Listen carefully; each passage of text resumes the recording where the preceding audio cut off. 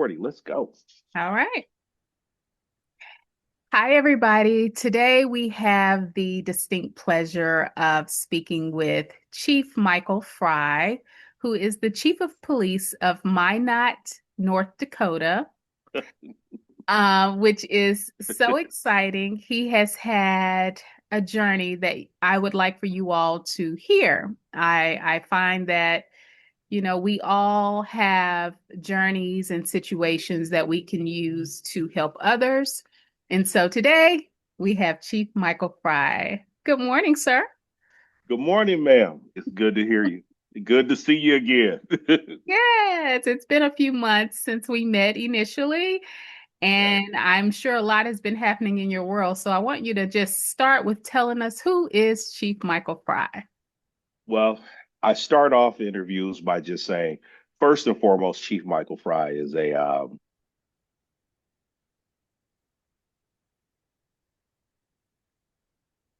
he is a long-standing member of Omega Psi Phi Fraternity Incorporated. Uh-oh.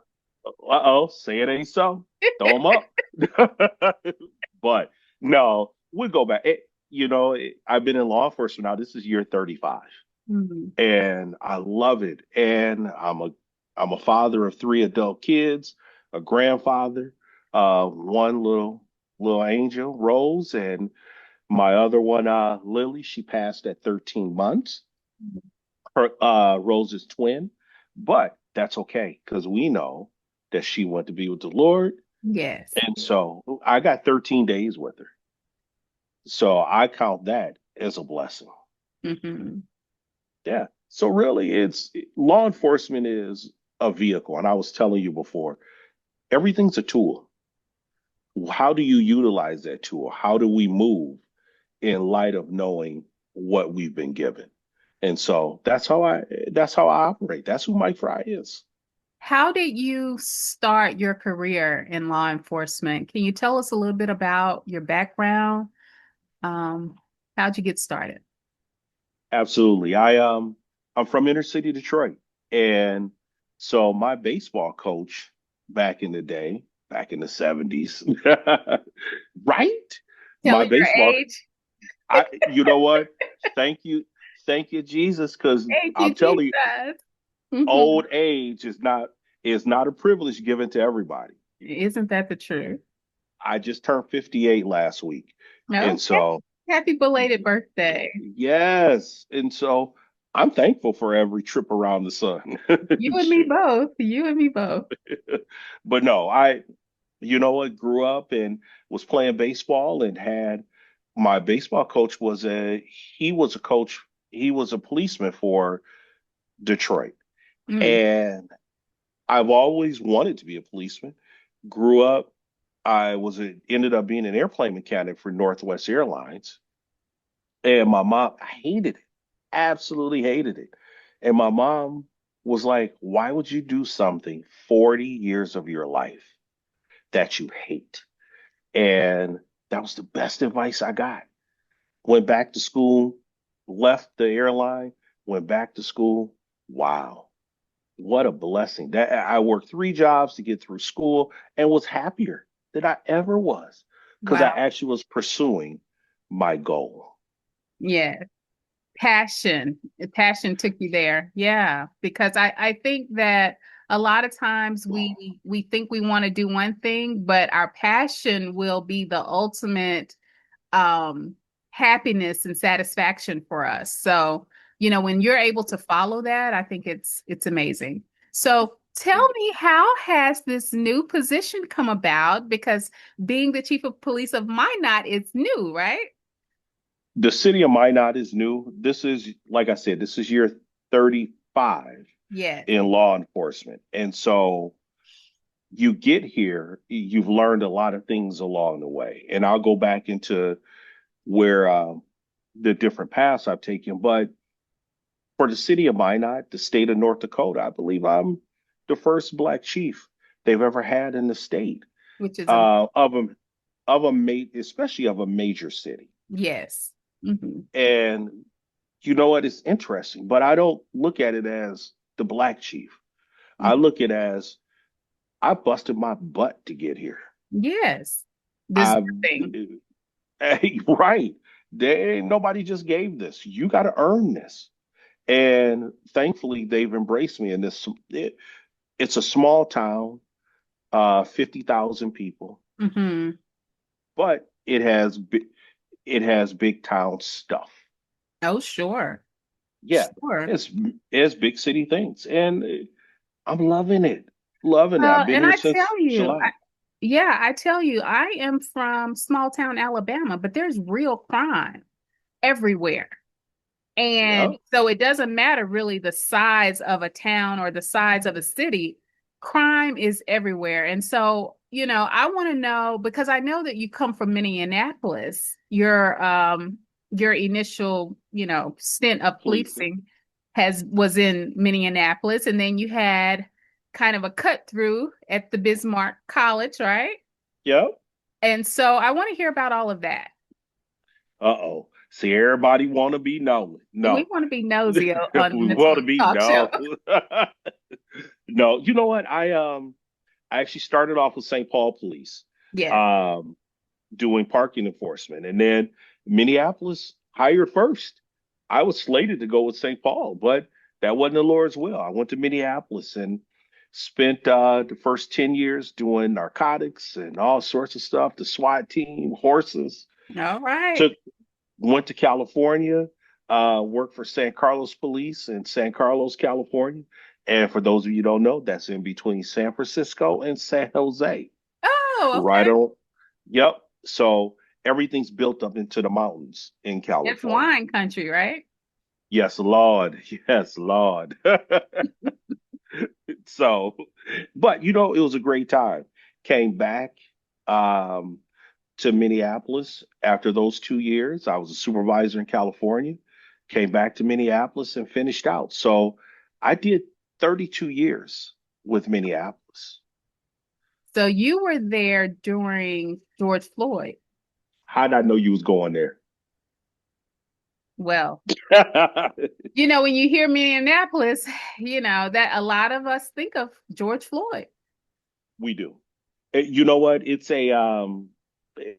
it was a time period that shaped a lot of us.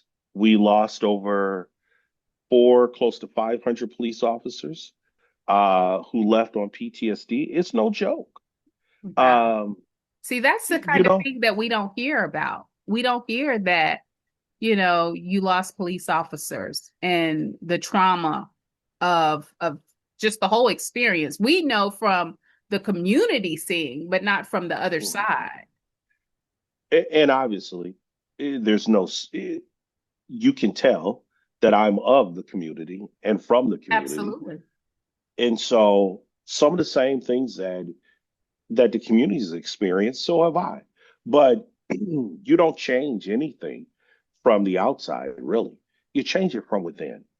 And those are the conversations that you have. And you get upset with someone asking you or saying, "Hey, you were hired because you were black."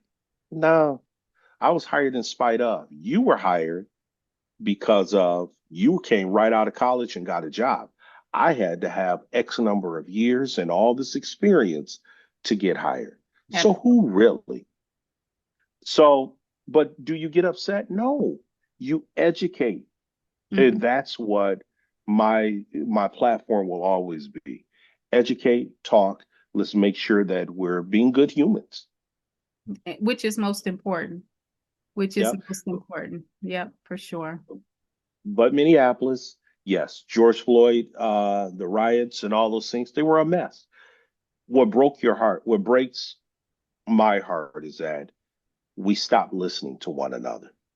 Community, police, all of it. We stopped listening. We defund the police is the most ridiculous thing I've ever heard in my life. I will never understand a community that will say, get rid of your law enforcement because we're the things that stand between you and ridiculousness. You just Correct. y'all have no idea. The ones who are saying, oh, let's reimagine. Okay, how'd that work out? Look what it looks like. Yeah. Well, and then, you just think about what would you do if there was no police in this world that we live in? Somebody's trying to, I tell you what, here's a perfect example. I had Hmm. someone break into my car, and thank God, well, my doors were unlocked, Yeah. but they violated by coming into the driveway, opening the door. Hmm. They went to every neighbor and opened the door. And it's only because it's a walk. It's a great neighborhood. It's just that people are walking. So you don't know who's walking down the sidewalk. Hmm. But what would we do if we couldn't call the police and say, hey, this is what happened. Look at the ring camera. This is who did this, Yeah. you know? Look at all the cities that found out. You still have. I went to a firearms instructor's course a long time ago, and so being an instructor, you learn how to communicate, and because you have to get your message across. And it was interesting. The instructor said, society gets the police service they demand. Every community gets the service they demand. Okay, well, if you say you want to defund the police, what do you get? You get a neutered police department that can't help you. If you are if you're a department that's aggressive and mean, that's the agency you're going to get. Somewhere in between, can we stop this pendulum going so far left and so far right? Because somewhere in the middle is where we all can live. Yes. It makes no sense either huge swing. And that's the part I saw.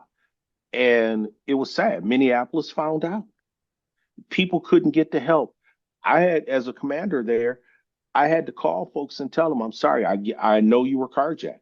I don't have the bodies. I can't help you. We'll get you to the hospital, but the follow up. And Minneapolis is a great city. Don't don't get me wrong. I don't ever want to disparage the city and my time there because I loved it, but it was stressful. Sure. And they asked for that type of police. They asked for a hands-off police. That's what they got. Hmm. And so Portland, same thing. Other areas of the country, you can see it. But we got to be better. That's all I can say. So tell me about the college experience. What was that like, especially compared to your transition to the city? Well, I went to Bismarck State College as their police chief. And it's a medium-sized school and it was great. They've transitioned from a 2-year institution to a 4. Okay. And the difference in work in a city, it's a community. It literally is a contained community. And you're trying to raise babies that have just left the house and they found some new freedom and they don't know how to handle Mm. it. And they just do dumb things sometimes. But it's our jobs as this is where you become an educator, a parent, a pseudo parent, all that. Mhm. Your your office door has to be open to allow them to come in and just cry, Chief, I don't know what I'm doing. No, you don't. None of us expect for you to know. Come to the care, come to caring adults that will help you make this transition. And so that's the difference in policing in the city. Everything's contained. And I loved it. And colleges operate at the speed of corporate, not the Oh. speed, not the speed of city. City, everything just drags on and drags on, kick cans down the road. We'll see how this turns out. Not on the college. Hmm. It's you found that there was a problem today. Why wasn't it fixed yesterday? Let's get it done. Let's figure it out. Let's move. Let's move. Let's move. And it was great for me. It kickstarted what I'm doing now. Right. From my understanding, you were planning to retire, right? Yes, oh yes, Lord, I was. I mean, Thought I 35 was. years is a long time to, be in the workforce, especially in your position as a law enforcement officer and now as chief. It's a lot, I would imagine. Well, I looked to when I was in Minneapolis. So August of 2024, I worked on a I worked up until a Wednesday in Minneapolis, and on Friday I was in I was in Bismarck, North Dakota, taking over as their chief. I literally Well, you thought got a 2-day retirement. that is it. 2 days. Oh, I gave myself the weekend though. I gave myself the weekend. Okay, okay. But you know what? I was applying for chief's jobs. I looked at one in Oregon and stuff like that, but didn't sit right in the spirit. And so, you know what? This job came up. I had bought an RV. My fiance and I, we were gonna just take off in the RV and travel. Yeah. Nope. Nope. It's a delayed dream, a delayed. Delayed. Yeah, Yeah, that's what we're gonna call it. yeah. So, But yeah. yes. So tell me a little bit about just what do you see